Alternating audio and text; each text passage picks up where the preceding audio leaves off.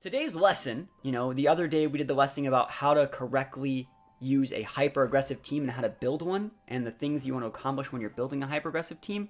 Today we're going to be taking a look at how you can misdirect your opponent and win every single team preview, and then how you can actually dominate the game on the first turn.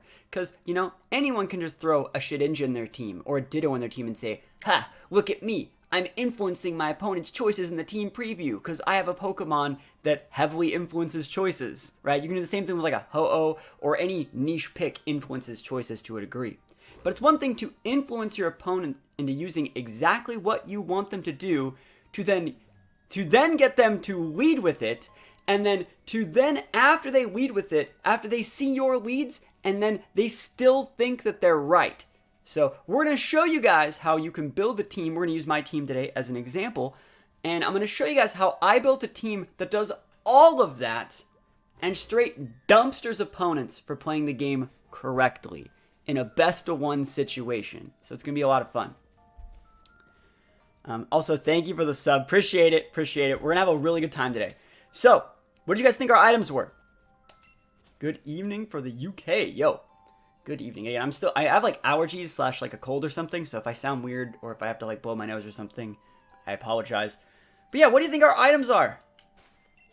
Let's not go there. Don't look. You guys saw it already, I'm sure. What are the items, chat? Can't figure out the Crobat item. The Crobat item is the most important part. Crobat item is the most important part of the team. So, I'm sure you guys can see the team, right? Why are we using a Meowth? What does Meowth even add? Right? Does Meowth do anything? Remember, Meowth does have a really cool Gmax move that doubles the amount of money that you get when you win, but also it confuses the opponents. So, it's a niche pick, but Meowth does one thing that no other Pokemon in the format really does. Meowth gets Unnerve and a high-speed Fake Out. So Meowth's actually usable. It's usable exclusively in the Zard matchup. So every time we see Zard, we'll bring Meowth. But other than that, let's get back on topic. Screech Mouth. See, we're not going to go that deep, right? So if you were using this team, how could you influence the opponents and misdirect them in the team preview into leading what you want? To do that, you have to think, well, what do you want them to lead with, right? That's the question, right? I would love it if all my opponents led with Zacian. And the reason we want to see things like Zacian, I guess to an lesser extent also Eternatus, is because it's a very popular Pokemon. It has a very one-dimensional playstyle, and Zacian has to have the Rusted Sword. So it can't have Sash, it can't have a Scarf, it can't have anything. We know exactly what Zacians can do. And so because Zacian is so one-dimensional, we can build a team that perfectly counters Zacian almost every time through using these Pokemon. People could say, well, that's it, you could just use Fake Out and kill the Zacian with Dialga. Well, what if the Zacian Protect? We want to have a board that conditions them into using Zacian every time, which they should. They should say Zacian's good versus Meowth, Eternatus, Dialga, Crobat. They should be really, really happy about leading with their Zacian, especially because we have no Intimidators, right? And then once they read the Zacian and they see our board, we want them to be like, bro, I'm free. They don't have any, the only checks they could have brought were like Rilla or Grim, and they didn't do that. So what we're going to do is we're going to showcase a lead that features Crobat and Dialga. And I want to link this kind of to what I was talking about yesterday, to when you're looking at your Pokemon, your chess pieces, you want to make them be representative of their actual piece. Like, let's say Crobat's like a knight. We want Crobat to now become the queen, right? We want Crobat to be the one that enables the rest of the team. We want to force our opponents to respect how a regular Crobat plays, but also we want to make Crobat do something that no other Pokemon in the format can do. And that's Tailwind at a very, very niche speed tier. So we're going to talk about Crobat. We're going to go back to our items here. I'm sure you guys have kind of understood what it does. Scarfed Crobat. It's Choice Scarfed Crobat with Inner Focus. So I now have a lead to where if I lead Crobat and Dialga and you lead Zacian, you're like, huh, I outspeed those. I can just hit them. And they can't just hit me. They think they can probably go for sub. They think they can do a lot of stuff. And in reality, they can't do a lot of stuff. Even if they have Lecky, you're able to outspeed Lecky too.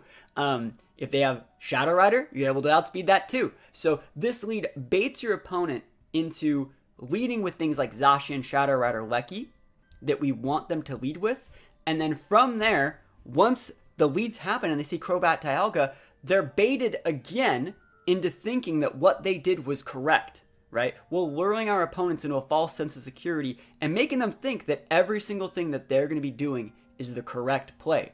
Because in that situation, you'd probably just parting shot the Dialga and hit something with the Zacian or sub or do whatever. You're not going to be protecting because you already know you outspeed these things. So when my Crobat pops a Choice Scarf boosted Tailwind and it enables my Dialga to one-shot your Zacian, we win the game. Because even if your team's like super broken, if I take out your Zacian turn 1, your team's most likely built around that Pokemon. I'll be able to be fine.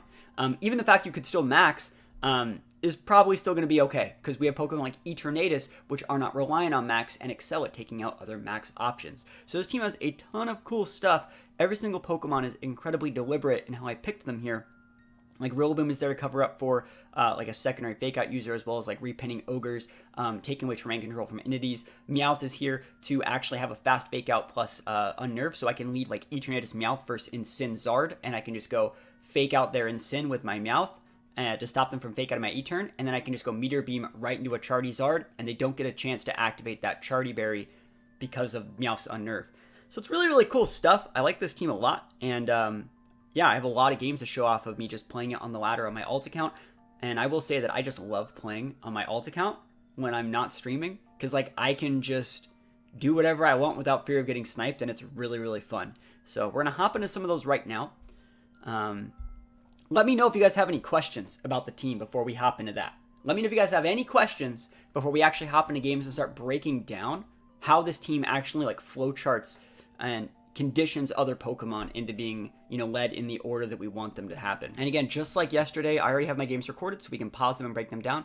You can see this is the first game that I played with it, and it's going up against Zacian, Eternatus. One thing you always want to notice when you're playing against like Zacian / like Eternatus teams is they have to max something, and so they're probably not going to max their Grim, they're probably not going to max their Incin, which means our only reliable max options are things like Gastron and Moltres, so it's probably going to be Moltres. So we can expect to actually see one of their max mons, preferably the Zacian, because we've conditioned them to doing that, and the Moltres. So just by how our team's built, with how comfortable we are with our team, even though I've never played a single game with it, we know that our opponent's going Moltres Zacian. It's pretty easy to see.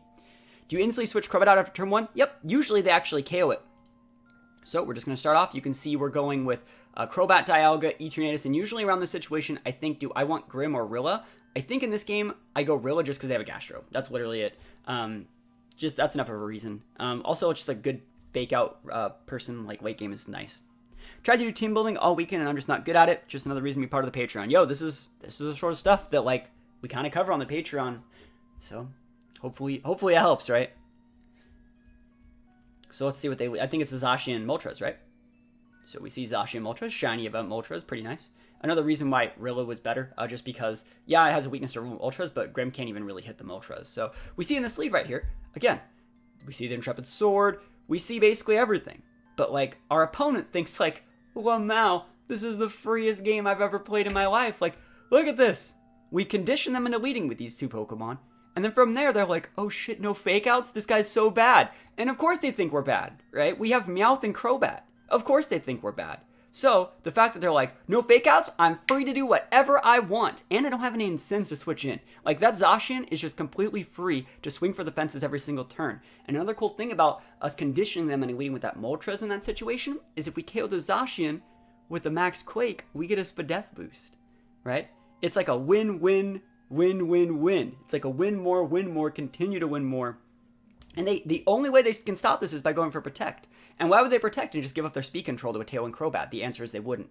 Realistically, they should not be doing that. I'm gonna go, alright, cool, I did mute that. I'm gonna go open the building that I do over here. But you can see we're in just a really, really good spot here. So, see, they max the Moltres, easy peasy. Like, I really care. Like, I really just don't care if you max your Moltres, because you have to max something with that team. And, like, what are you going to do? You going to Airstream my Crobat? It's completely fine. So, max and Dialga. And normally, in any situation here, you would see that they actually have, like, the advantage. Like, the Zacian could just hit the Crobat, and I'd be, like, super sad, right? Or they could just go for like all in, like Sacred Fire, Max Darkness into my Dialga, and I'd be super sad, but I don't have to deal with that. Because of how our team's built, we condition them into doing this, and then we further condition them into disrespecting Crobat as we go for a Choice Scarf Tailwind turn 1. And we outspeed Zacian and just go for a Quake. Easy peasy lemon squeezy. And so, obviously, this is a best of 1 tech. No one's saying that it's not. But it just shows that, like, you guys can use the same sort of tools that we've been going over in this little series and the one we did yesterday, where it shows that the meta can be completely broken by any way that you want to break it. All you have to do is really, really focus on the things that you want to break. Like, we, in this team, we're really, really trying to take advantage of what Zacian brings to the table. And so you're just going to see me, like, destroy a shit ton of Zacians. We built a team exclusively that Zacian feels safe and comfortable leading into. And, just feels great. So there's the Incin, another Pokemon that we don't really care about. In this situation, because the Zacian's gone, we could go for a Wormwind in that slot. Shuka Berry is a very common item. Another reason why Meowth is on this team if we wanted it. I thought about bringing in the Meowth if I had it. Like, I did think about that when I was in the team preview. But I'm thinking, like, if I get the Quakes, it basically just makes my Dialga unkillable from the Moltres. And then we're just going to wait up the max turns on the Moltres and then finish it off with, a mixture of, like, Dialga and Eternatus in the back. So I was thinking about going for the, max Wormwind, but in reality, it doesn't matter that much. I think this is a good play, sticking the max defense, Sped F boosts in these situations. So we switched the Crobat out because obviously Crobat's still going to be useful. Choice Scarf Monster still really good. Moltres needs +2, so it needs to continue. If for some reason he goes max guard or he uses like max darkness for the next few turns, Crobat's going to come back out and be able to outspeed that Moltres. So max Quake, we do see the Shuka Berry, which is the correct item, which means this guy actually has like a competitive team that's being used the right way. And doesn't do all that much. That's a 260 base power move. Wormwind would have been a 150. Sorry, it's not 260. It's 130 base. Wormwind would have been 225. So I think Wormwind might have actually got the KO. I know that I can KO summon Sinsets with it. And they go for 1 max darkness, which again is the incorrect play. As we had a free switch into Arilla. And we're just in a great spot here. Just like a really, really good spot, I think. So there's the parting into the Dialga. And so they're going to be able to re-bring out the Incin, but remember, we know what their last mon is in this team. It's Eternatus, right? Eternatus can't really do that much here. Eternatus ain't doing all that much. It also can get fake outed. There's like so many different situations where we're just incredibly ahead in this exact situation. And again, all this is kind of just set up in the team preview. Like, we know what Pokemon they have to bring just because we're so comfortable with what our team says that it does. It's just really, really good team building. For a best of 1. I'm going to have to preface that like a million times. This is exclusively best of 1 cheese, this whole team. We go for the U-turn so we can repin a fake out if we have to. Just because like Rillaboom doesn't really care if it gets airstreamed. We also passed a Quake boost to it, so we're in a good spot there. We don't need to fake out the Eternatus because we know we already outspeed it. It's probably protecting anyways, so we throw a move into that Eternatus. Doesn't really matter. And we just reapply the... I think we try to reapply the fake out by going for a U-turn. I think they go for a, yeah, I'm pretty sure they do go for the Airstream here, but I don't remember if it KOs. It doesn't really matter either way. So Dialga's going to take some Life Orb damage. There's the Airstream, so that's 1 Airstream on their Eternatus, 2 Airstreams on their Moltres. But I don't think it's that big of a deal. I really don't, because I still have 1 more turn of Tailwind here, Protects on cooldown, so I think I'm just in a great spot. So Rilla goes down. And like I said, we also still have the Crobat out if we need it. So we have 1 more turn of Tailwind, and I think we just bring out Eternatus, right? I'm pretty sure we just go for, like... I'm pretty sure I win this game with Trick Room. Actually, you're going to see what I do in this situation. Get a little bit never lucky in a few turns, but it's okay. Moltres is actually starting to pick up in popularity, though, I've noticed. I've noticed a lot more Moltres recently, ever since the event, you know? But yeah, Dialga is still potentially faster than that thing. I think we saw, based off how, like, the ticks and stuff went on the grassy terrain. But we know, actually, Eternatus is going to be faster, because my Eternatus is +2 speed. What you do for the next game, when they try and set up on that, I don't play a second game. Like, this is not a team that's made for a game 2, at all. Like, it's not... I would never take this to a best of 3 tournament at all. So just go for the Dynamax Cannon. Remember, Eternatus' Protect is on cooldown. So we're fine. And our Dialga is also at -1. So like we just want to do the very best with Dialga to like get speed control up for the remainder of the game. So that means that we can, we're either Trick Rooming here or we're just going for like a Flash Cannon, like a free Flash Cannon. Yeah, I would not use this team in a best of 3. Yeah, just a simple Flash Cannon. Just to put it within range for a Meteor Beam. Because we wanted to scout, because we actually didn't know what its item was yet. We were still unconfirmed if it was vested, and I needed to know so I could use Meteor Beam correctly. So Tailwind peters out, that's completely fine. You have like Fiery Wrath. I think you have a couple other really tech moves on Moltres, but we're going to be in a fine spot, I would say. And I know like this is the part of the game that's pretty boring after we already cheesed the Zacian, but you can see just how hard it is for them to like claw their way back in this game after we take out their Zacian first turn. Like free wins. So we just go for the Meteor Beam into the Moltres, and I think we go for, I go for Roar Time, just because I want to make sure, because we are at -1 right now. So we'll see. I think they fake out my Dialga this turn. Someone gets fake out of this turn. But I do like teams like this that use like relatively niche mons. There's the fake out. Oh, fake out Eternatus, that's fine. So we're going to take out the Incin. I remember how this one goes. Eternatus flinch. It's not the end of the world. There's no way that Moltres comes back unless you have like a ton of Berserk procs. Alright, there's that. So Dialga's going to have to recharge, but that's completely fine.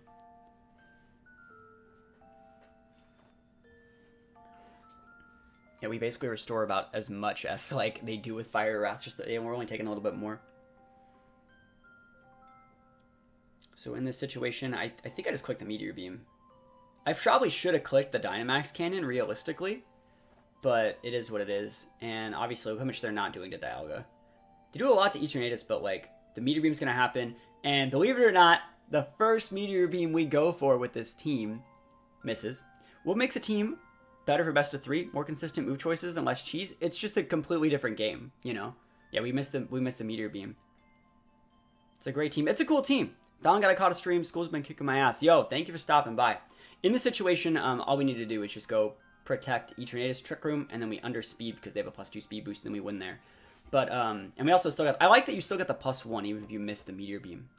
So, but the cool thing about this team is you can be so dynamic with the way that you play it, too. You can go for, like, Tailwind plays, +1 speed plays if you wanted to max your Crobat, or you can just go for, like, Trick Room. Like, fake out Trick Room or just regular late game Trick Room like this. They go for the Hurricane because they want the single target damage, and we win. But yeah, like, I can make a whole thing about making a best of 3 team a little bit later, but, like, the simple answer for how to win a best of 3 is there is no simple answer, you know? Like, you can make a team that has, like, a bunch of different cheese options, or you can make a team that can kind of handle anything and just hope that your opponent's playing standard, but then you lose to stuff like this, you know? So, it's hard to say. We proc the Berserk, but remember, we underspeed, so we're absolutely fine. And then we just go for the Dynamax Cannon. And I really like Eternatus here. Really, really cool mon choice, I would say. Double poison with no poison attacks is really, really cool typing. It bluffs a lot of aggressive typing while baiting like psychic Pokemon, and then like psychic Pokemon just aren't good versus our team. So it's pretty cool way to play it. So bit of a long first game, but we did get the win. We do be getting the wins. So we're against this team now.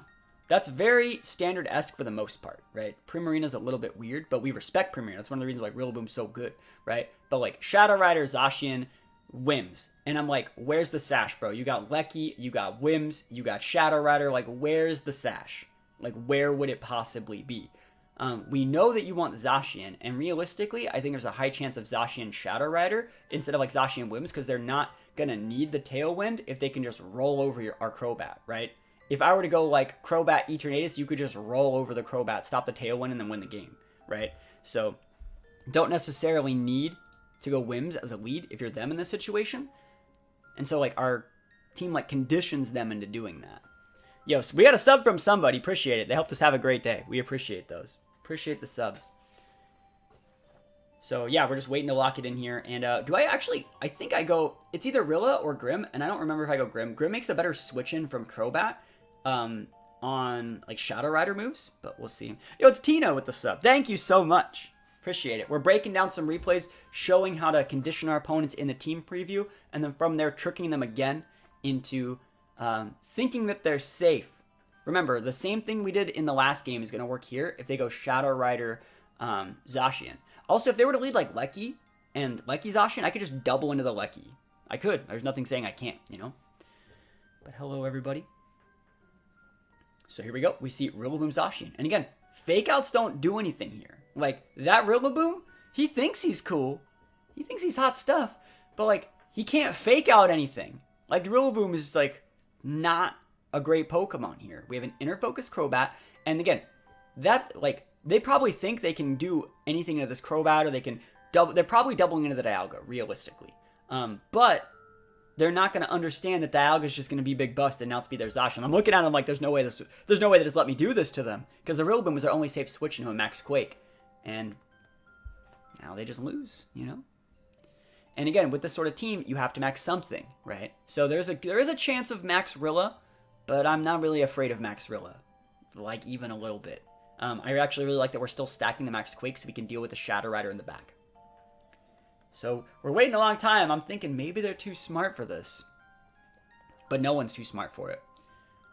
It's going to work every time. It's going to work every single time. Crobat's such a cool mon. Glad to see it used. Yeah, like Crobat, things like Crobat and Meowth definitely fit a niche in this team that no other Pokemon really do. And the way that you can like find those Pokemon for yourself, the way I do it is I just go through like Pokemon DB and just look at all their pages, see their speed tiers, see what moves they get and stuff like that. It's a really cool way to play. So yeah, just take out their Zacian turn 1. Easy. SP Crash, how's it going? Easy Zacian KO. We do be loving to see that.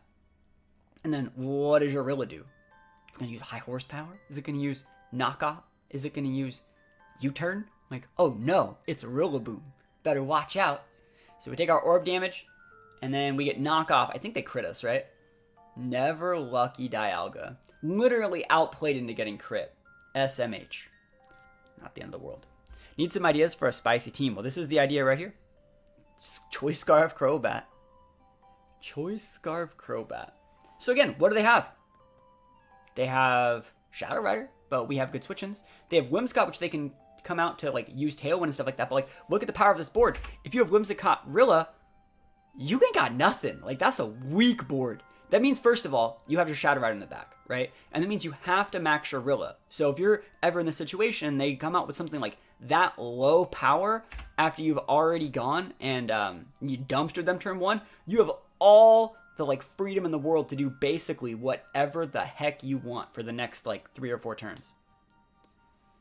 Unnerved Galvantula, Meowth's way better because it has Fake Out. You need it with Fake Out. It's not the fastest Unnerved Mon, but it's the fastest Unnerved Mon with Fake Out. Other than like Persian, you know, obviously. Actually, I don't even know if Persian still gets Unnerved, I think. But, you know, Meowth's a good Gmax option. So we switch in the Rillaboom. And we don't really care what they're going to do here, like, at all. They're obviously maxing the Rilla.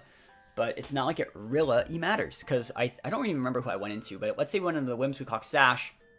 We opened up a slot for Shadow Rider, which isn't great.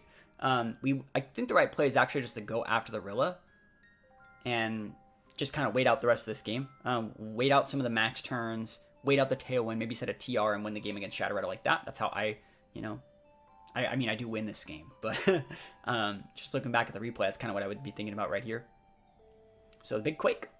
Not bad. Quake's a good option. Tells me it's vested. Otherwise, it wouldn't have knockoff and Quake, right? Because you still have to have Fake Out Grassy Glide, which means you're not going to have all those and not be vested. So it's definitely vested. I was assured that it was vested when we saw the knockoff, right? So we just go for the Wormwind in that slot. We know that they can't switch in a fairy to stop it, so it's a free Wormwind. You can see we don't do that much damage at all after their Quake boost, right? And they're actually using a really, really fast Rilla, so it kind of also just tells us that if we want to get Trick Room up, we can. Why care about the Gmax option with Meowth if that Dialga's max option? When do you max Meowth? You max Meowth if you don't max your Dialga, you know? That's the thing. I want to talk about this. This is a really funny thing to talk about. Everyone in yesterday's video where I did this, where I talked about, like, you know, all the different options for conditioning your opponent and doing unique leads to, like, pin people, they're like, well, what happens if I were to use these leads? Or what happens if, like, they're like, well, how do you beat Sogoleo Palkia? How do you beat this? How do you beat that? And, like, when I was editing the video down, I realized that everyone just assumed that I will follow my combo flowchart and do the same thing every time. I don't have to do Dialga every time. I don't have to go Dialga Crobat every time. Like, if there's a situation where I want to go Meowth, like, let's say there's a harder Trick Room and I want to be able to put up confusions while also, you know, getting boosts on my Eternatus, or I want to pin Charizards. Like I said, Eternatus Meowth is a good option there. I would go, like, fake out one-shot the Zard, and then if they send out something slow, then I might actually think about maxing the Meowth in that situation, while still just having Dialga in the back to be able to fire off Earth Power Splash Cannons and use Trick Rooms if I need it. So, that's one thing that I don't think people kind of understand, is that, you know, the amount of different options I do have is very massive. You know, I might even fight against a team that I have no business ever doing anything against. Like, for example, like a Lecky Zacian might be a little bit of a problem because they can go for like a Scarfalecky, right? If I'm assuming it's Scarfalecky. I might have to go with like a fake out team, fake out plus, fake out into the Scarfalecky, and then just go for a roll on the Gmax Gold Rush to get a double confuse, right? So there's so many situations where you have to be able to, willing to like analyze the situation and change your combo to fit a current situation. Persian does have a nerve, but I assume Meowth max moves are worth keeping. It is. It's definitely worth keeping because people just don't know Meowth speed tier, which is 90, which is actually pretty good. Pretty good speed tier. So you max Meowth whenever, like, you need to. That's the thing about, like, Pokemon. Like, there aren't, like, they're not, like, this is the Maxmon. I'm going to max Crobat some of these games. I max a bunch of the other Pokemon. You basically just have to build a team that can handle a bunch of different situations and change it up on the fly. Speaking of changing it up on the fly, this guy's switching out their Whims in for Calyrex. So we already correctly analyzed their team based off of how they were playing it. And I'm trying to remember what exactly happens here. But, you know, they block the fake out on the Whims. Good play. And they go for a Max Darkness, trying to lower our Spadef on our Vested Rilla. Good luck with that. Good luck. I think I'm firing a Steel Spike into that slot, realistically. Steel Spike. And so, like, you can see right now, the Calyrex is going to be low enough to where I can just go Grass Glide into it. And if you switch in Whims, like, you're the one wasting your max turns at this point. Like, my Dialga is, like, you're a -1 on your Rilla, and I just give a +1 defense to both my Mons. Like, I'm in a great spot. I still have an Eternatus in the back. Basically, all I need to do is, like, set up a situation where I don't just get reverse swept by, like, a Scarf Cali or, like, a Specs Cali or something like that. I'm in a good spot. So, yep. What they're trying to do right here is to wait out my max turns. So, if we see them hard switch out the Cali here, that means it doesn't have Protect and it's choiced. If we see them protect the Cali, you know, that's a standard Cali, and then we just hit it and I get next turn. Been maxing my Choice Scarf Moltres lately. So fun to max that Mon. No one expects it with all the legends around. Yeah, I think Max Moltres is really good. I think Scarf Moltres is really good because you can use the After You, or you can max it, and then when they're done, you can go back to using After You, and it's still really, really nice. You use After You like a higher speed tier if you give it any Airstream boost too. It's really, really cool. So they're thinking about it, but there's not that much they can realistically do in this situation. Like, we already have the win within like 3 turns, you know? This is their last turn max, though. I'll just wait. Yeah, they have to switch in the Whims, so that tells us that they don't protect on the Cali. Otherwise, they just would have used it, you know? They probably don't have protect on Whims either, or else they probably would have used it, you know? So in this situation... Sorry. Just go for a Grassy Glide. That would have KO'd the Cali, does a good amount of damage to the Whims. We hard switch in the Crobat just because we wanted to potentially block a Max Quake, and also Crobat can pin either of those guys. It can pin either of them. So we can pin the Whims with like a Brave Bird, or we can pin the Rilla with a U-turn. Or, you know what I mean? We can Brave Bird pin both of them, actually. Tailwind Peters out, so they can re-Tailwind us here. And this is the... I think this is... There's only... It's either this is the last turn of Grassy Glide, or there's like... Our Grassy Terrain, or there's one more. Yeah, there's only one more turn of Grassy Terrain. So what we have to do here is actually just U-turn. And like Brave Bird, right? We have to just go U-turn Brave Bird and just reset the Grassy Terrain for when we want to Grassy Terrain... Or Grassy Glide the Shadow Rider. What do you think would be a good set for Gmax and Teleon? I ran Snapshot, Blizzard, Dark Pulse, Protect. I like mine with Airstream, so that's Air Slash. And I just throw a Life Orb on it. That's just how I like to run it. It's an underutilized Mon. It's okay. It's like okay. I don't think you need the Dark Pulse. Like, the only thing you're actually Dark Pulsing would be, like, Shadow Ride, and you can technically just hit that with a water attack. I've been starting to think like that. My opponents withdrew their Lucky in front of my Rilla, telling me the Lucky was sashed. Yep, it's super, super simple, right? And so in this situation, they go Protect Whims, so they did have Protect on the Whims, which they didn't use earlier. And they tried to switch in the Shadow Riders to pin us, and yeah, you're going to see. Actually, I used U-turn into the Crobat, into the Whimsicott slot, and I was supposed to click Brave Bird, so that's my fault. I tunneled over on U-turn. Yo, Tyson Wood. The Tyson Wood, rating with a party of 13. And the Lucky Wolf dropping the sub. Yo! Oh, Pika Trainer gifted one to Lucky. Yo, we take those. Yo! That's amazing. Right now, we're going over how to cheese the ladder. Let's give some shoutouts. And we do win this one. There's nothing I can really do about it. Shout out. We got 2 shoutouts to do. Bam! We got 2 shoutouts. Look at me. Look at me. I am the professional streamer extraordinaire. Doing the shoutouts all by myself. Guys, go check them out if you haven't. We got Lucky Wolf Tyson Wood. Lucky's the queen of early morning streaming on Twitch TV. She's the best. So go check them out. Drop some follows. But yeah, we're basically just reviewing games, showing how you can condition opponents into playing the way you want, and then doubling down on making them feel comfortable with the choices they made, and then just dumpstering them on turn 1, using like Choice Scarf Crobat and other cheesy options. But basically, we are just going to win this one. There's not much you can really do about it. And then we'll go to the next game. So thank you so much for the shout out. Anytime. I only opt for Blizzard over Icy Wind because it's higher damage. Yeah, I think Blizzard's fine. We were talking about competitive play and I saw you on. So I wanted to bring my community over. I am working on a Sword and Shield playthrough for a 0-speed Ivy Calyrex so I can build a Trick Room team. Yo, good luck. That's a good Pokemon. That's a good Pokemon. Calyrex is kind of busted. Yeah, you do see we're gonna win this one. It's gonna take a couple turns, but like we still have 4 mods. And then we'll get into another game and show you guys how cool this team can really be. I would say that this team is so flashy at the start, and then it gets that slight advantage, and then it just kind of trades KOs and plays boring for the rest of the game.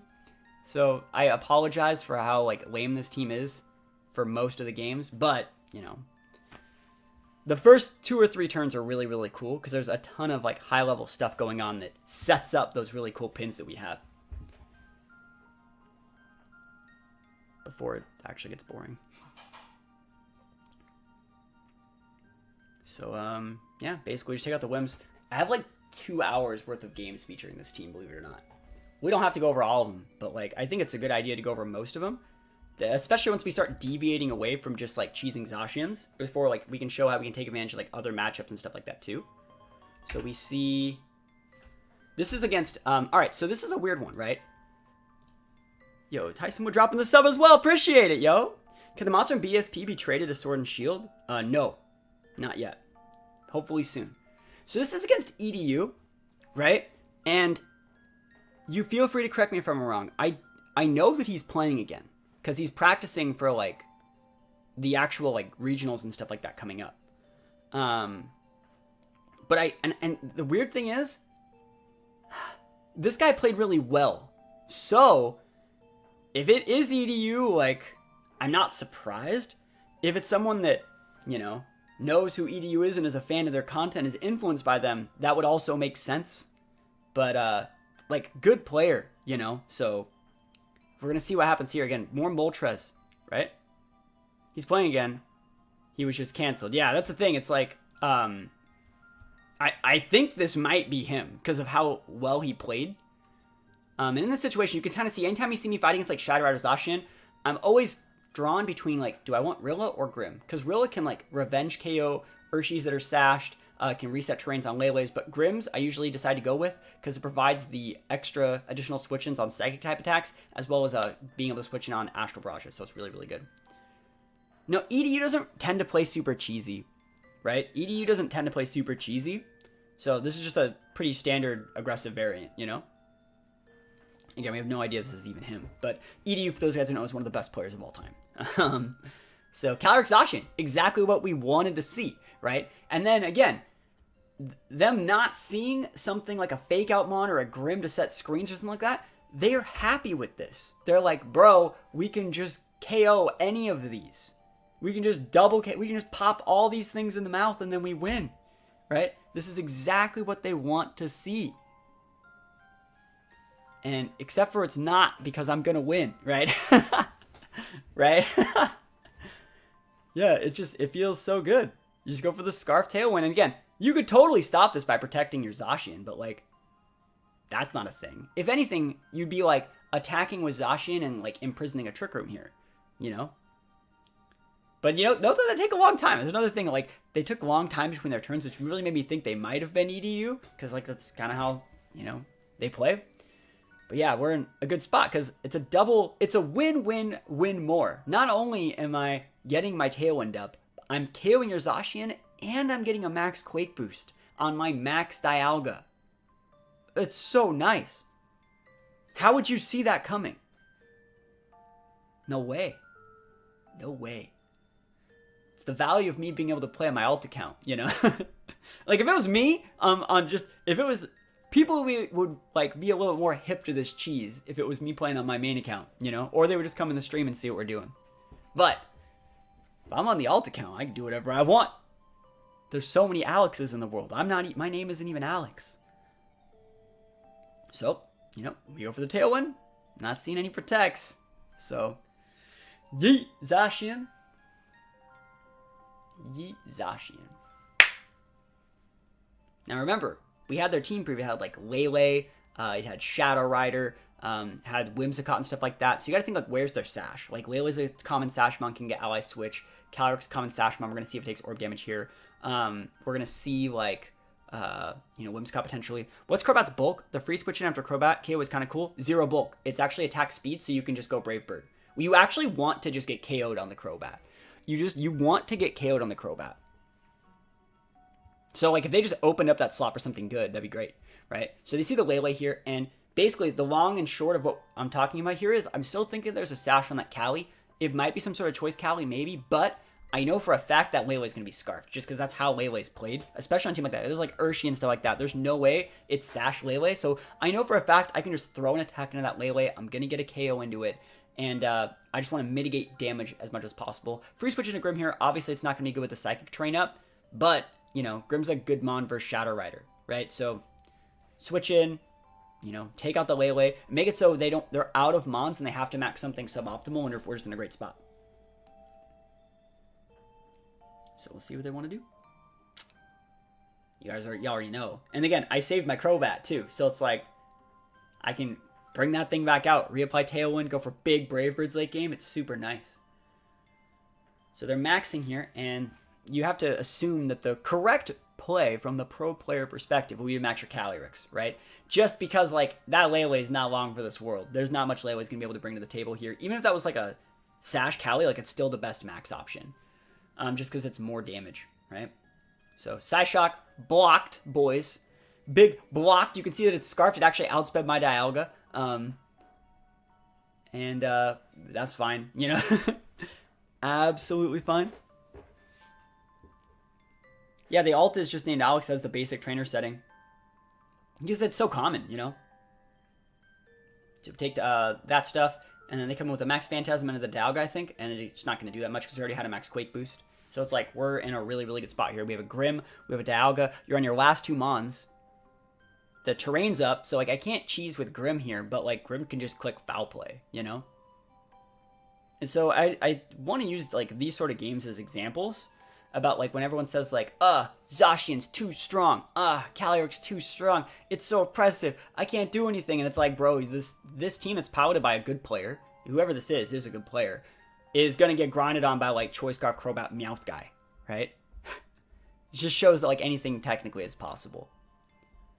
So Calyrex here. I think we double into the Cali. I don't remember exactly what we do in this situation, but like we're in a great spot, obviously. This is our last max turn. Actually, do I go after the Whims and expect the Max Guard Cali? Because Max Guard Cali is obvious here. You know, it's always good to review your replays like this too. I think it's always smart to review your replays if you can. Because you can be like, oh, I could have played that cleaner. I need to take that bait. I need to do this. I didn't need to do that. The PogChamp play would be a double into that Whims. Whims are protecting anyways. Okay, cool. I'm not mad if I double into the Cali then. I don't remember what I do this turn at all. So Wormwind. Oh, I just pulled the trigger. I just pulled the ripcord right into that Cali. Wow, what a absolute PogChamp play from a professional Pokemon player. That's +1. Look at this damage. Look at this damage. Yeet. And then Phantasm again. And I was really, really surprised to see my foul play actually not KO. How is Brick Break for 1 coverage move on Thundy? I think it's good. Foul play doesn't KO this Cali, and I think this is the importance. I always tell people, like, on these Pokemon with big dark weaknesses and ghost weaknesses, you have to go with the 0 attack. Like, that's a perfect example of you have to go 0 attack so you take less foul play damage. Everyone's saying, it's like, I can't get 0 IV, but when he's Cali Shadow, it's like, I wish that thing was dead. You know, I wish it was gone. Yeah, Dialga's a big pain. Like, we're a little bit pinned here. Just a little bit pinned. But, in the situation, we're not that pinned. This is going to be such a sick play. Because this is the max guard turn. Because they want to actually end the max guard so they can start doing AoE damage. This is actually a really weird play. We're going to be able to scout something at the end of this turn. We still go for the foul play to keep it honest. And I think we just Trick Room. Instead of, like, actually doing anything with the Dialga this turn. So again, this guy's playing the game, like, perfectly, I would say. They go for the max guard. Again, we could have just, yeah, you were to attack before using foul play. I did. No, I did. But he still was obviously 0. And we see us eat a Moonblast here. And we get one-shotted by a Moonblast. And I'm like, huh, that's not normal. Like, I've actually calced to not die to that. So that means there has to be, and we already saw Protect, so it's not Specs. And we're not seeing Orb, so it has to be Pixie Plate. And believe it or not, after the game, I confirmed that it was Pixie Plate on the Whims. I don't remember if I stay in and show you guys, but it was Pixie Plate. So it's kind of funny. So Egianus comes out here. The Trick Room's up, though. So it's like, we're in a good spot. It was either, it was Pixie Plate. I don't remember if it was also Modest. But remember how, like, yesterday, we used, like, aggressive Whims and was, like, a huge bully, you know? Yep, so we know that, like, we basically just win with this. Not that much they can do about it. The power of Trick Room. Changing up those speed tiers. Playing the game correctly. But yeah, I'm pretty sure it was still a 0 attack one. So Flash Cannon comes out. Picks up the KO on Cali, whose Protector's on cooldown. And then Flamethrower one-shots the Whims. We're not going to see Sash, which then even further drives it home that, you know, it was Pixie Plate, which, like I said, it was. The option of Tailwind and then Trick Room is kind of nutty. Definitely going to look into that. It's really good. Yeah, I Trick Roomed on the last turn of Tailwind, too, so it's really, really, like, so good. So pick up the KO on Whims, and we take those wins. We defeat them. Not easy, but, like, it went basically all according to plan, which is what we wanted to do. So against this guy, right? So everyone's like, that's the thing, is everyone's like, that's how do you beat Palkia? Palkia is the thing everyone's trying to beat right now, even though it's not like, this is our, like, I played 20-something games with this team, is the only Palkia I fought. And we have a good match against Palkia. We have, like, Dialga and Eternatus. But you can see their team right there, like, they have fake outs, they have, like, Lando, stuff like that. Like, we can kind of just do whatever we want. And we'll be fine. Again, it's in this situation, you think, like, do I want Rilla or Grim? That's usually what you think in this situation. I want Rilla or Grim. And I think it changes, you know. Grim's better versus Shadow Rider teams, but Grim's also good versus, like, late game if, like, they don't lead Zacian for some reason. I can use it to, like, drop the Zacian speed. I can also drop my own Mon speed with Grim. So, like, Grim's good in, like, every situation. But I decided to go with the roll this one just because, like, you do a lot to, like, revenge killing Lando, revenge killing Palkia, stuff like that. So here we go. How long have we been doing this? We're 30 minutes in. We're a fourth of the way done. Oh my gosh, that's how much, like, videos we have to look at featuring this team. It's ridiculous. Yeah, Pikachu's around every once in a while. So we see Lando Palkia, and this is, like, a win-win for me. I'm looking at this, like, they could expect me to Tailwind and Trick Room, and if they did that and I didn't Tailwind, I'd win. They could max their Palkia, take out my Crobat, and, like, think that they're faster than stuff. And then just, if they take out the Crobat, that unlocks Zacian, and then they could think they can win the game. So I'm looking at this board, and I'm like, I'm more afraid of that Landorus than I am of this Palkia. I also think what they could do is, like, max the Lando, go for, like, a max Quake, and hard switch in Palkia for Zacian, and just be in a really good spot. So I don't want that to happen either. Another cool thing about this board for me is that, obviously, I'm not Trick Rooming right here, but if I did want to Trick Room, like, they're really thinking that I would never Trick Room with a Crobat on the board. That's one of the reasons why Trick Room works so well in this team. So they're deciding to max the Palkia, and one cool thing about Dialga versus Palkia in this matchup is You know, I can go for super effective Wormwinds into them. Their Wormwinds are neutral to me. They can go for a max Quake, but it's not stabbed. So, like, we're actually in the correct spot, like, 1v1ing a Palkia. Swift Swim Seeking. Oh, man. I've used that. I've used Swift Swim max Seeking before. So, max Dialga, you can see they are faster than us before we set the Tailwind. And I'm just super happy that we're actually going to be able to get rid of this Lando, because, like, Lando's a big issue. And we don't want to deal with it. I'm assuming it's a Scarf Lando, judging by how this goes. Big Tailwind. You know, Scarf base 130 Mon's going to outspeed a Scarf base 91 speed Mon. We one-shot the Lando, and now we just outspeed everything for the rest of the game. It feels nice, right? And someone was talking about earlier, like, what is the Crobat's bulk investment? It's really, really cool when the Crobat just gets KO'd, right? Lightning Rod Seeking also Pog. Yeah, I agree. So they go for the actual KO into the Crobat. I think they were going for, like, a Rock Slide or, like, a Rock Tomb. I think they were Rock Tombing the Crobat and geysering it to stop me from Tailwinding. I think that's what they were doing. But you can see it doesn't work like that. The power of Scarf. We lulled them into leading with what we wanted them to lead with, and then when they led with it, you know, they felt even further convinced that it would work, and it didn't work. And so now you can see how good of a situation we're in, right? If you send out that Zacian, I feel bad for you, son. I got Eternatus staring on your Palkia, and, you know, Dialga's gonna crit your Zacian. So, not crit, but, like, you see it. There's nothing you could do here. You're super pinned.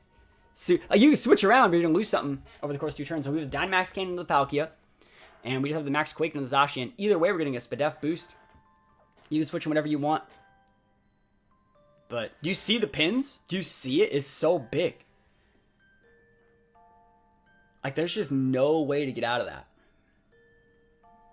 And the only reason it worked is because we baited our opponent into playing the game like standard. Like, you can totally go for double protects here. They're protecting the Palkia, and I think they're foddering the Zacian. At that point, there's nothing really wrong with foddering Zacian, because you have to, like, you don't know if I have it. I guess you're just forcing me to have Max Quake, but, like, we take those. Yeet. And then, like, if you send out a fake out user, you can fake out the Eternatus, but, like, I one-shot you with Roar Time. We got the crit, we didn't need it, obviously. But you can see how, like, if your opponent tries to play, like, standard against you, they've only used legendaries so far. We just send them. We're obviously using 2 legendaries, but we send them to the Shadow Realm with basically a Crobat, you know, that's being used in a different way. So I don't remember what they have here. Is it in Sin? Lecky, that's fine. Does not stop. Can't stop, won't stop. Dynamax Cannon all the way to the top. Just more Quakes. I think it's a weird situation. Like, I think I go into Lecky here, but, like, there's no way that, like, they can actually do anything, because we're always going to outspeed a Lecky, too, with the Tailwind, because, like, Eternatus is not a slow mon. It's base 130 as well, just like Crobat, so, you know, double damage, super effective. Like, oh my gosh, it's just so destructive. It's so big, right? It's so big. And then a Lecky can do whatever it wants, but, like, I don't care about your Sash Lecky at this point in the game. Yeet!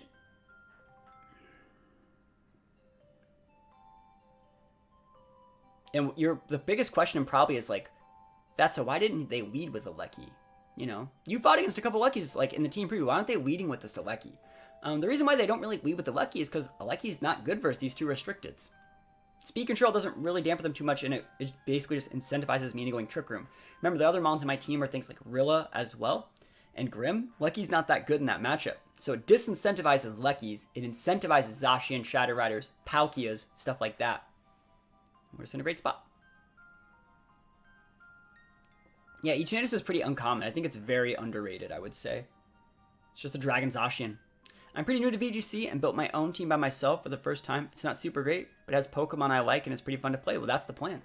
That's the plan, right? That's all you can ask for. And we take those wins. That was probably one of the cleaner wins this team had. And for everyone, like, you're only uploading your wins. I know what you're doing. And we lose. I'll show. I think one of these games is a loss. 2 of them are losses, I think. Just to show that it's not all, like, these are just the games, like, in order. Like, that's pretty much just it. This guy's Lapras. If we actually go back, this is a hard matchup. This is not a good matchup. Like, screens with, like, Zap, not great. But, like, the good thing is Lapras can be heavily, like, abused by, like, things like Rilla, Eternatus with Meteor Beam. Dialga's even okay against it. They have the Zacian, so we can steal a kill in the Crobat, get the Quake boost if we need. Kyogre's just ass against this core here. So we're okay against this, but I don't like the fact they have screens. I do not like the fact that they have screens. Because they're going to get it. Like, I'm going to basically trade... Well, I'm going to get a KO on their Zacian, right? But, like, I'm going to let them have a screen for it while I get a Quake boost. It's not winning as much as I'd like. And that's assuming they're going Lapras.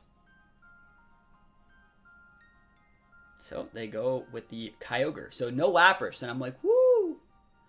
Woo! And so, in the situation, you're like, okay, what are the items then?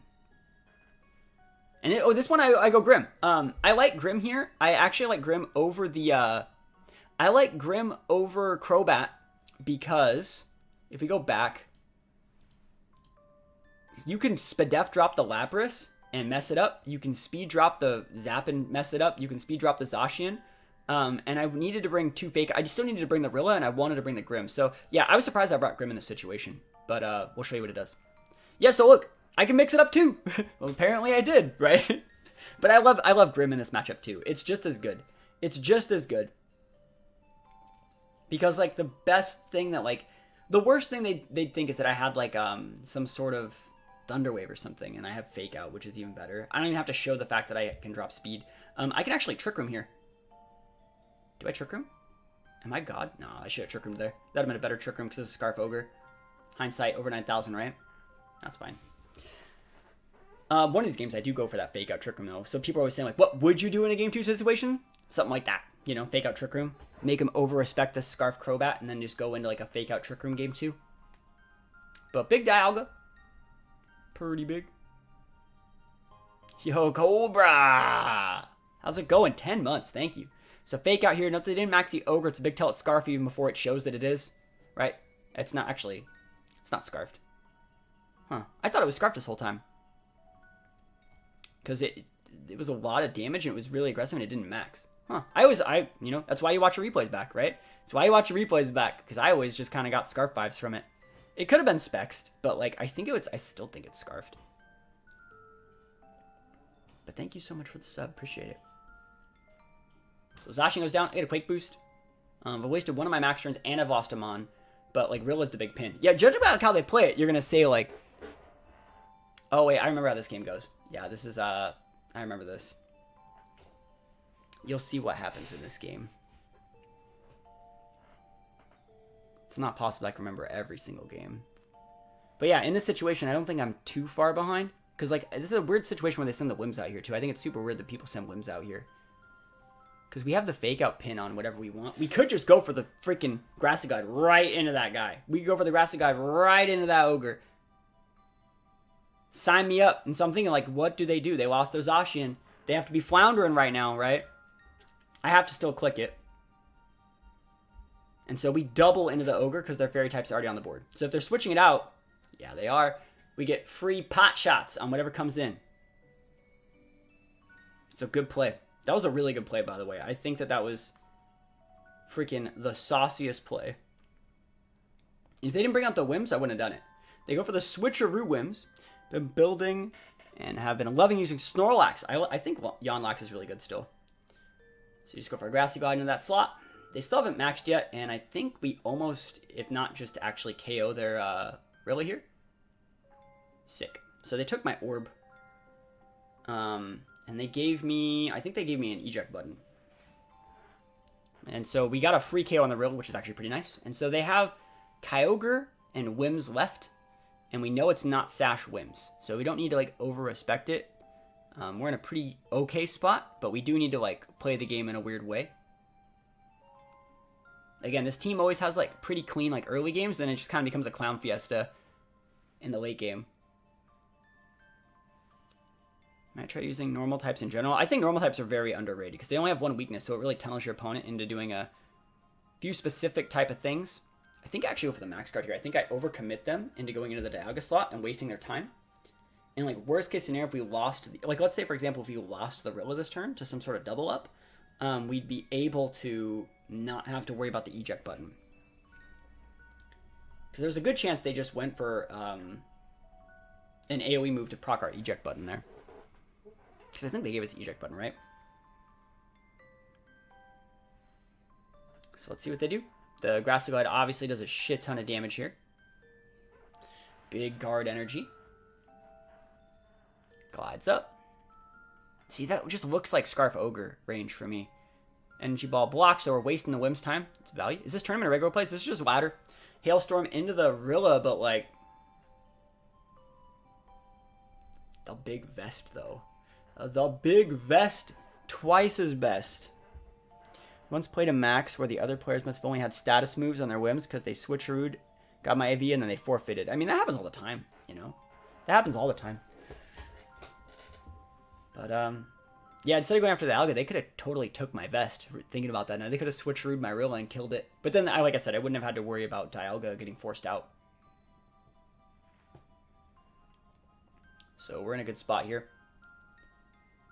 Not the cleanest plays, but we're okay.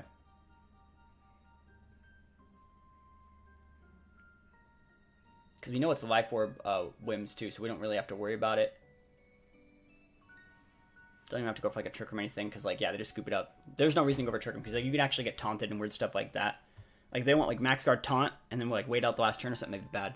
So against this guy's team, like Lunala, Ditto, Zacian, this guy's team's like all over the place, right? Lunala's a bit of a weird mon, and it's getting more popular recently, but like it's a weird mon, but it's not something that we can't deal with. We still have to over-respect Zacian, and like realistically, the best thing Lunala can do is get up a Trick Room. So we're gonna see Lunala Urshi, and I'm thinking like probably Sash Urshi then, if that's how they're gonna play it. So I could go for like a U-turn into the Urshi and take it out. I could go for the Tailwind, take out the Urshi. The one thing you don't want to do here is click Tailwind, because then you get big Trick Roomed. So I like the play here of like ignoring the Urshi for a turn. I know it sounds really weird, but like you just try and nuke the Lunala, and then you would pass a Wormwind into the Urshi to make it so it's close combat, right? See, what is it? Wicked Blow is an always crit, and it's going to ignore your stat drops. But close combat's not always crit, so you want to be able to weaken that as much as possible. So we just want to try and get the Lunala off the board. And if for some reason, you know, we got the KO on the Lunala this turn, which would be nice. We see the detect, so it's not banded. I think we can bring in like Grim here, and Grim can then like repin a Zacian if they brought Zacian out, so that'd have been really nice. So we break their Shadow Shield, which is sick, and I'm thinking we're in a good spot, right? So I have like the Grim. Grim's a great pin on either of those guys. If for some reason you do get the Trick and we under speeding, you can just go for foul play.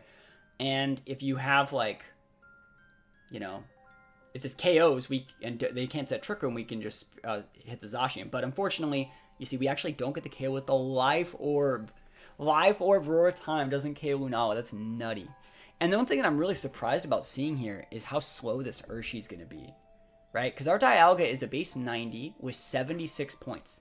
This actually means that the Urshi that we're going up against is a min speed Urshi. It's min speed. We're doubling into that slot. I'm thinking about it. I think I double into it, right? Because I want to respect Sash, while also respecting like a Zacian switch in. We don't want to just KO the Lunala slot either until we force the Ditto to be Grimmsnarl. So remember, we have to play around Ditto in this situation as well. So going after Urshifu is good, but also going after Lunala is fine. I think, yeah, Urshifu is the right play to break Sash, right? And this is really surprising. Look at this. So we crit them with foul play, not important, but like, you undersped my Dialga, and then you crit my freaking Dialga. And it's like, you had a stat drop too. That shouldn't have even done. That should have done about a quarter, and instead it dropped me to a quarter. It's like literally never lucky. Very, very suboptimal min speed Urshi. I know, right? It's crazy. It goes down here, and we're still doing all right, but it's like, oh my gosh, you're never lucky. And at this point, they go for a Meteor Beam. I don't remember if they hit. I think they hit. I think they go after Grim. That's fine. Grim's lived a full life.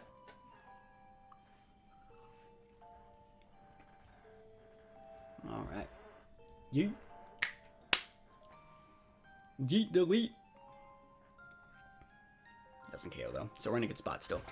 So you got the +1 special attack. You went into the Grim, and I guess like I have Mon advantage, but one of my Mons a Choice Scarf Crobat. You know, so it's like how much advantage do I really have?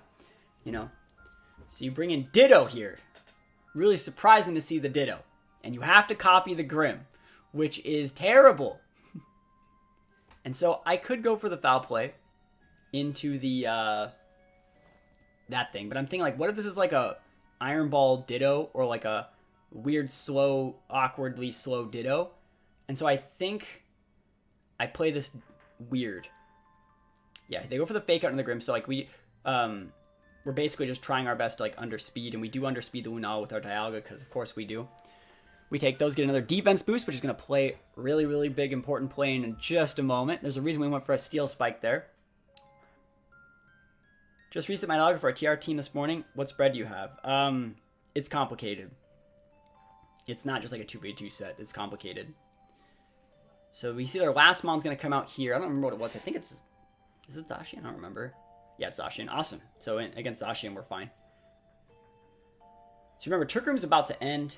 I'm out of max turns. And I kind of need those just a little bit. So both my mons are slow as shit, right? 2 turns left on TR, and I'm like, this is getting dicey, right? It's time for the fake Tears, the Grim, and hope that the Ditto was a Scarf Ditto, locking itself into Fake Out. That he has to like max to then like use some other thing, like use a different move. Remember, Dialga has 2 Steel Spikes, and Grim has 1 Steel Spike. So if we were to use like a max Darkness, boost off our Grimmsnarl's attack, it's not going to do anything. It won't get any KOs, right? So we go, or he's going to go for the max because he has to max something here. He has to max something.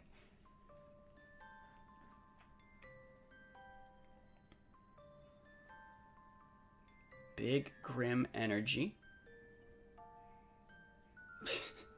Don't see that very often, right? Yep, and there's the fake Tears into the Zacian, something they were not expecting at all. They thought they'd be fine now that they didn't have max, and they do underspeed, and the target is our Grim, and they still don't get the KO because we have the Steel Spike boost. We take those. Yeah, buddy. They didn't want to use a normal attack either, like Fake Out. They probably wished that when they copied it that we had Spirit Break. That was probably their plan. Let me just go for the big EP. Zacian down for the count. Ditto copies a Mon. They can Gmax. Does it Gmax? No, it doesn't, because our Grim has Gmax. So they basically just lose here. So we take those. This is the last turn of Trick Room. And so we want to underspeed, so we just then Scary Face our own Dialga to make it slower than their Grim. And we would just pop them in the mouth with a Flash Cannon. Even in max, we'd still get the KO. Yeah, they scoop it up anyways. So we take those, right? We do be taking those all the way to the bank. All right. Okay, we're about the halfway point, and I think I'm going to call it here just because I got some other stuff I want to go take care of today. But we'll finish this up tomorrow where we go over the rest of the games. We have like, about an hour's worth of, more games to talk about. But if you guys like these, think about letting me know. If you guys don't like these and you'd rather just see me play on the ladder, that's also fine. Think about letting me know as well. But we'll start tomorrow's game off. You can see I'm already selecting it. We're going to start off with that Meowth.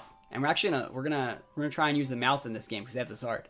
But we're gonna call it here. Like I said, I got some stuff to take care of. So peace out, everybody. Hopefully you guys are learning more stuff through the use of me reviewing replays like this, and hope you're having a good time. And other than that, peace out. I'll see you guys in a little bit.